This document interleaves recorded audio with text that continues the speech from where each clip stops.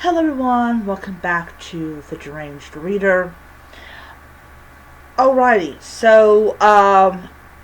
I am, oh my lord, my brain is not operating today in any way, shape or form. Alright, so welcome back to my channel. So what I'm actually going to be doing, from now on is doing halfway point videos. When I read horror, I'm going to do a halfway point video where I basically talk about the book and about my own personal opinions about the characters in the book and everything. So this one is So Thirsty by Rachel Harrison. I don't know what number this is in publication order. I have most of her books on Kindle, but these are library books. These are not books that I've acquired, and everything. So, in the story, it's a vampire story. You have these two women, Salone, I know I'm not pronouncing her name right, and Naomi. And Shalone, well, yeah. Shalone is she used to be this big partying girl and everything, and she married Joel, and she was expecting that Joel would be faithful to her.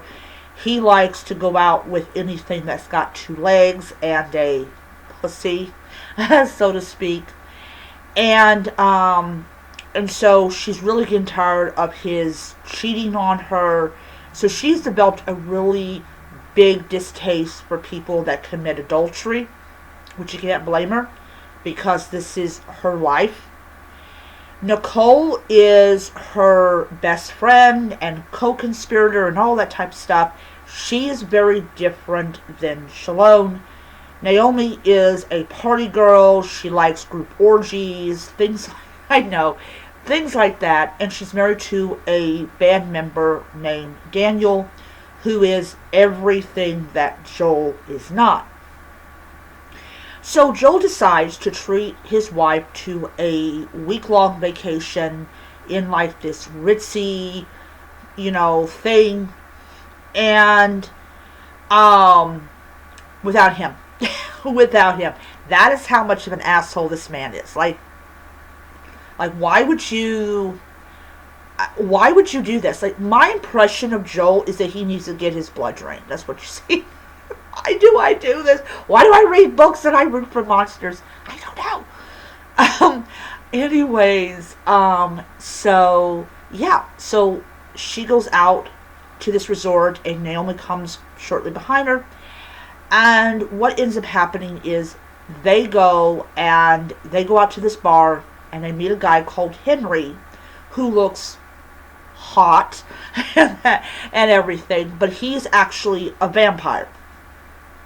And this is not your typical vampire story with fangs and stuff, but he invites them both to his house. He actually does own this house. He actually does own, he owns the house, but there's something in the basement of the house that he owns that, he's, there's a reason he's down in the basement.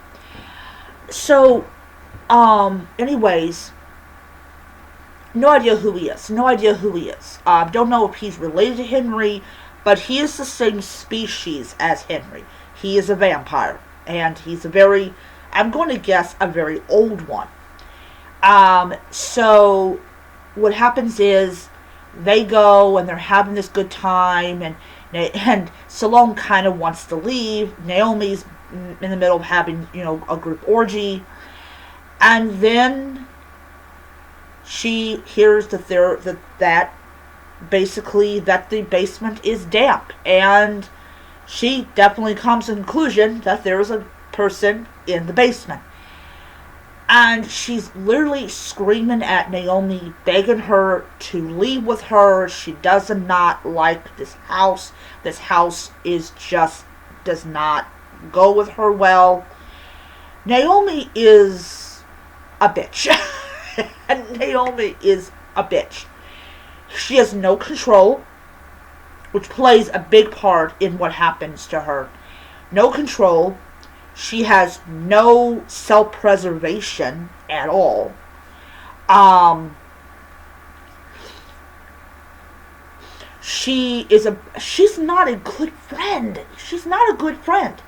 And she just does not understand why Shalone is like so tight-wadded and everything. And it's like, you have an open marriage with your husband. I got a husband who cheats on me. So there's like very different kind of thing going on here. And what happens is the thing in the basement gets out. And what does it, I mean, the description of this thing is like, oh my god. The only thing that keeps from him being 100% naked is his underwear that is described as being like, I'm going to be blunt in my own words, not good. Like, literally, this man has been defecating in his own underwear. And here's the thing. He's what will happen to Shalone if Shalone, well, I'll get to that in a little bit. So, what does this guy do? This scary thing from the depths of hell. It's just, that's how she writes him. That's how I think of him as. He's a creature from the depths of hell. He attacks Naomi, and he bites into her neck, and the people there, who are all vampires, they were kind of like, oh, maybe we shouldn't have brought them over. Henry offers her a choice.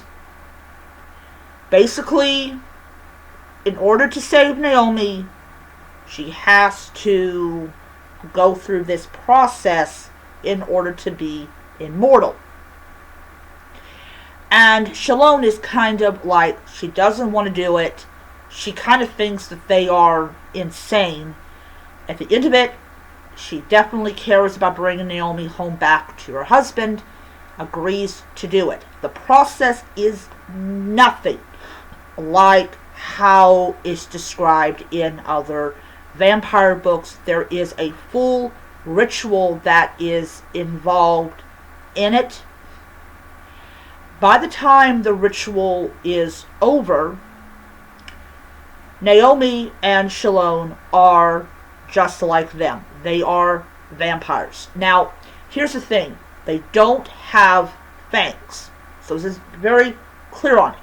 They will not grow fangs. They don't grow fangs, but their teeth are insanely sharp. This allows them to feed on their prey. Henry warns them. Oh, please, let's ignore the guy, you know. Life has not been around for a couple hundred years. He warns them that the first couple of days are going to be hard. And if you don't want to end up like him, you will feed. So, there is a scene in the book where Naomi, because Shalone warned Henry that Naomi will not be able to control herself. Now, this is basically, he asks Shalone an honest question. This is like, you gotta be honest with me. Does Nicole have any kind of, I don't know, control mechanisms in that brain of hers? The answer is no, she doesn't, which makes her very much a uncontrolled thing. So you have given this girl, who has no control mechanism inside that skull of hers, the lust for human blood. Literally, she will bathe in it. That's just my own impression of this character. She has no control. So, what happens is anything that makes her uncomfortable, like her thirst kind of getting a little bit towards the point where you haven't drunk water in a couple days, she will zoom out and she will literally kill you. And of course, Sloane has more control over her bloodlust because she's a very controlled center kind of character. So who does Nicole go after as her first victim? This poor porter named William. Something that Henry did not tell them is whatever is in their system at the time you feed on them, you're going to get it. So what is William? He's high. What do both these women end up becoming? High. Have you ever seen that movie, Vampire Dad? When his wife's brother brings in that blood from the guy who died, and he was high on acid when he died, when he was... Oh, it reminded me of that scene so much. And so they check out of their room and they decide to get the hell out of Dodge. And here's something else, is Sloane, because she has more control over this new thing, she is very suspected of Naomi. So there is now this wedge that's forming between these two. Oh, here's a side note. They do not have a reflection. They don't show up in mirrors. Which means, most likely, they don't show up on video.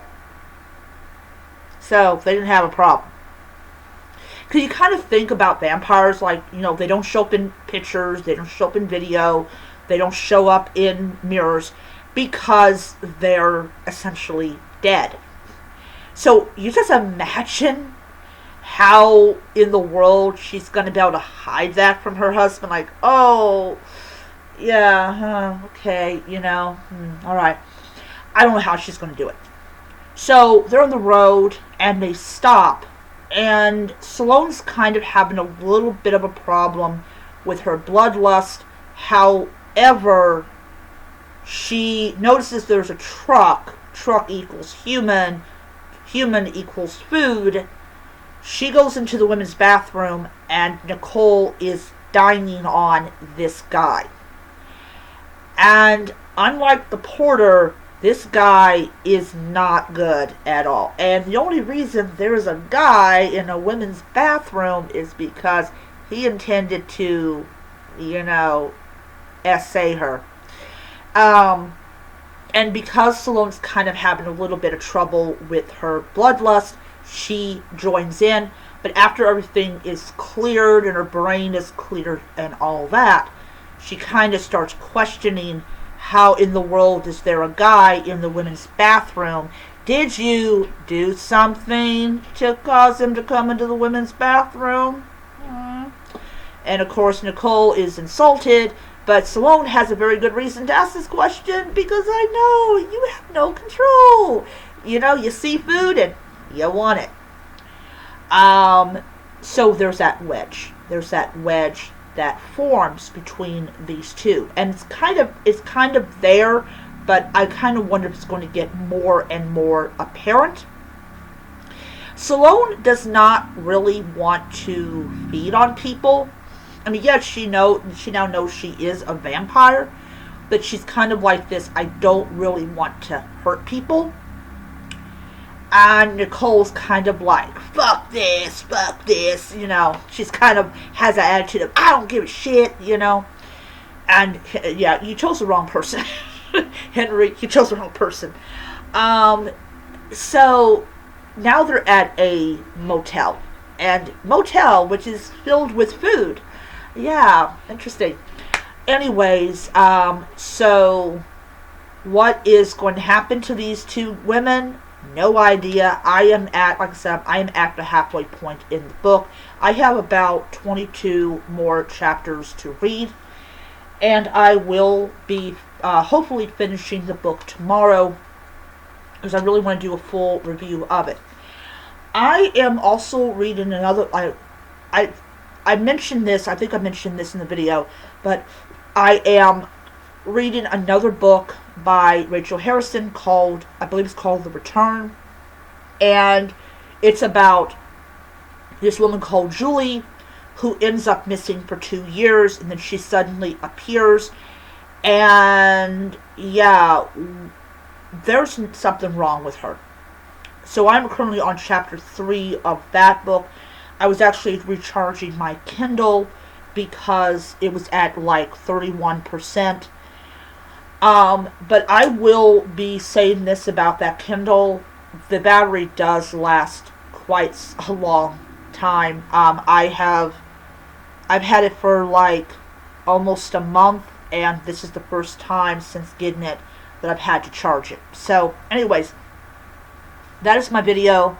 I hope you enjoyed it, and I'll see you guys around. So until next time, stay spooky, stay scary, and keep reading your horror books. Bye.